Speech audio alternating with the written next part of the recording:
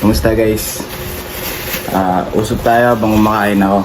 Malamang clinic mo tong video kasi parehas tayo ng problema. Tunog sisiw yung motor natin pag dumadaan sa lubak, sipol. So today, samahan niyo ako kasi resolbahin natin yan. Pero itong ituturo ko sa inyo is ni-research ko lang din at natutunan ko lang din sa mga ni-research ko. Now guys, tapos resolbahin na natin yan.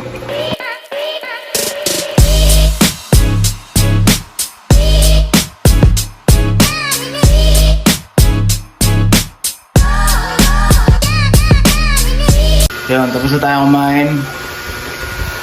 Punta na tayo dun sa tito ko. May ahihingin tayo guys.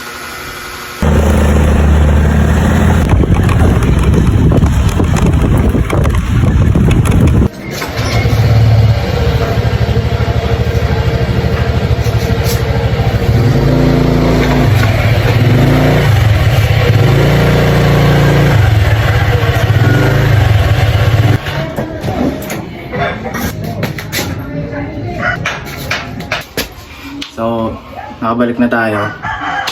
Nakapunta na tayo dun sa pagpupuntahan dapat natin. Maghingita pa tayo ng grasa dun. Si tito ko yun, pero wala siyang grasa.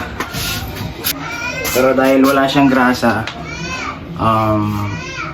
papakita ko na lang sa inyo kung saan siya pwedeng galawin kapag ganito na may sumisipol kayo. Sinisipol kayo pag lumulubak. No? Hindi ako eksperto pagdating dito, pero trinay ko kasi siya sa isang vlog din yun dito sa YouTube. Tapos trinay ko siya dito sa motor, tapos gumana siya. Hindi na siya tumutunog. Inikot ko siya dito sa amin habang nakatanggal yung tornilyo na yun. Pero hindi ko ina-advise sa inyo na tanggalin yun. Kasi kahit ako ayoko na tanggalin yun. Pero isang way is grasahan nyo yung tornilyo na yun. Nang sa ganon is nakadikit pa rin yung function ng tornilyo na yun. So ito siya. Yan, yung sumisipol. Di ko alam kung anong relate nun. Bakit ito yun. Pero kasi effective siya guys. Eto. Yung tornilyo na yan. Yung tornilyo na yan ang nagdadahilan bakit pagka nalulubak tayo, sumisipol yung motor. Yung maranasan, kala ko normal lang yun. Tapos aalis din kalaunan. Pero na ano siya guys, siya lumala. Sobrang lakas ng tunog niya. Tapos kaninang umaga, tinry ko to tanggalin. Pero nahirapan ako ibalik.